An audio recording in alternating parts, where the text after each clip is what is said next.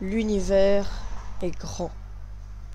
Enfin, quand je veux dire grand, c'est-à-dire qu'il est vraiment grand. Si on regarde la taille de l'univers, il peut faire plus de centaines, voire des milliards et des milliards et des milliards d'années-lumière.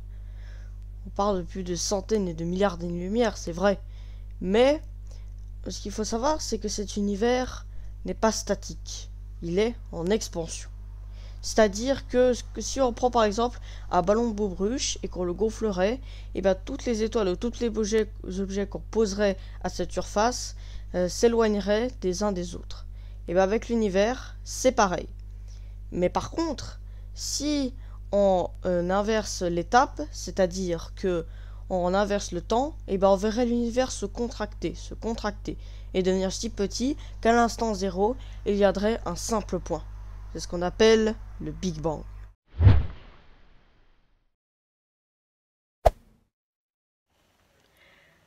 Nous sommes en l'an 0, aux tout premiers instants de l'univers. Lorsque l'univers n'était encore qu'un simple point que nous sommes incapables de décrire et sa dimension non plus, et bien à cette époque l'univers était totalement opaque.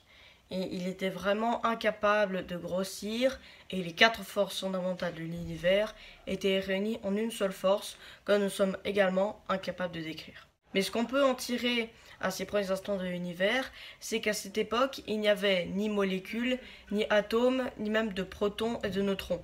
L'univers était en gros un peu une espèce de soupe composée de particules énergétiques et virtuelles. Ce sont des particules qui, en gros, absorbent de l'énergie et en rejettent. C'est-à-dire qu'en gros, les particules apparaissent et disparaissent. Et ensuite, après, pendant quelques instants plus tard, pour une raison que nous ignorons, à un moment donné, l'une des 4 forces fondamentales de l'univers se sépare des 3 autres et la taille de l'univers explose. Son volume s'agrandit de 10 puissance 36 mètres un peu à chaque seconde, et ces particules énergétiques en profitent de cette formidable quantité d'énergie pour devenir des particules normaux. Mais ensuite, après les autres forces fondamentales vont toutes se séparer, et c'est ce qui va permettre en gros qu'au quarks, ensuite après, va permettre à la température de s'augmenter et de s'élever, et permettre aussi aux hadrons de se coller entre eux. Et c'est là que naissent les protons et les neutrons. Mais le problème, c'est qu'avec les protons et les neutrons, c'était que les photons étaient les liaisons entre les protons et les neutrons étaient tellement fragiles que à peine un photon pouvait arriver vers le proton ou le neutron, il pouvait très facilement casser le hadron. Mais après quelques centaines de millions d'années plus tard, je sais, ça en fait beaucoup, et cette fois-ci, les photons ne sont plus assez énergétiques pour casser les hadrons les plus solides, tels que les protons et les neutrons, vont pouvoir enfin former les premiers atomes. L'univers est en gros fait de plasma d'hydrogène qui fusionne pour donner de l'hélium, exactement comme au centre des étoiles. Et en gros, c'est là que ça va commencer à devenir en gros très complexe. Car c'est là également que je vais commencer à reprendre mon petit schéma. Pour revenir aux premiers instants de l'univers, on va déjà revenir au tout début pour ceux qui n'ont pas compris. Ouais, je sais, pour ceux qui sont relous, c'est vrai que ça va être un peu chiant, mais voilà, pour ceux qui n'ont pas compris et qui ne comprennent pas très bien la science, on va réexpliquer depuis le début jusqu'au dernier moment où il y a eu les atomes. Alors, ce qu'il faut déjà savoir, c'est que l'univers, c'était une boule de matière qu'on ne sait pas sa taille, qui ne pouvait pas grossir. Les 4 forces fondamentales de l'univers étaient réunies en une seule, et c'est tout.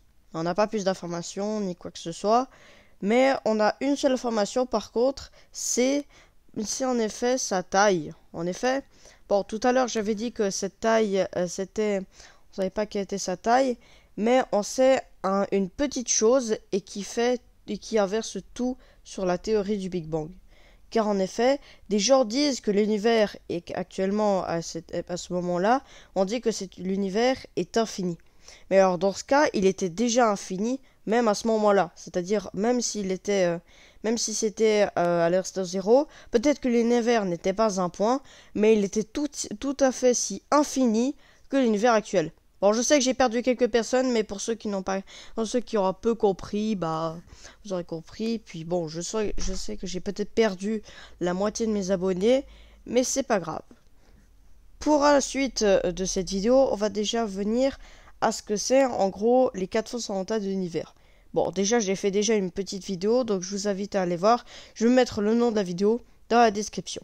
Et puis ensuite après avec ces 4 forces fondamentales de l'univers, et ben c'est grâce à elles que l'univers peut rester en vie et grandir. Car en effet, si l'une des forces disparaissait, et ben l'univers va s'autodétruire. Car en effet, c'est grâce à toutes ces forces que l'univers est encore là.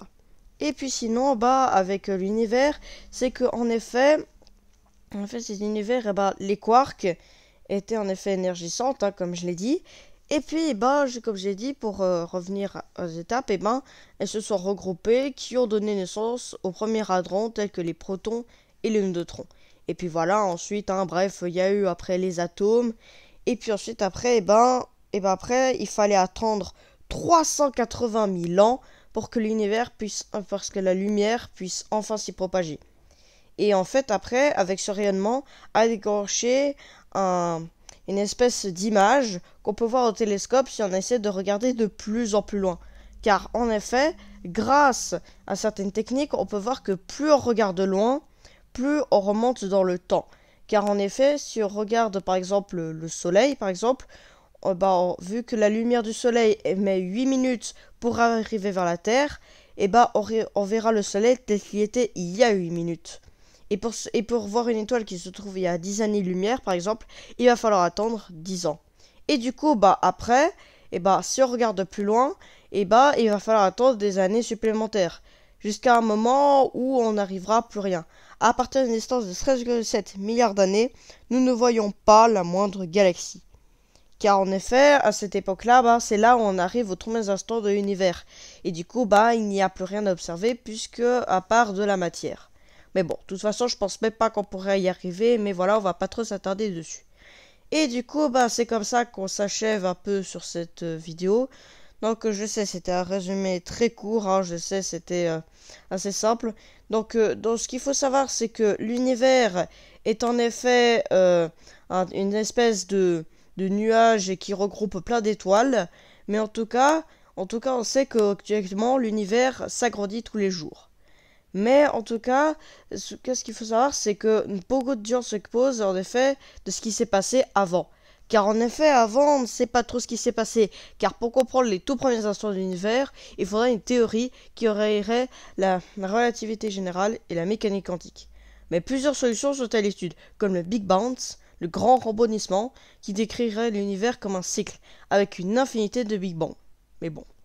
En tous les cas, chaque galaxie, chaque étoile, chaque planète, chaque être humain, chaque cellule de votre corps était réunie en un point il y a 13,7 milliards d'années.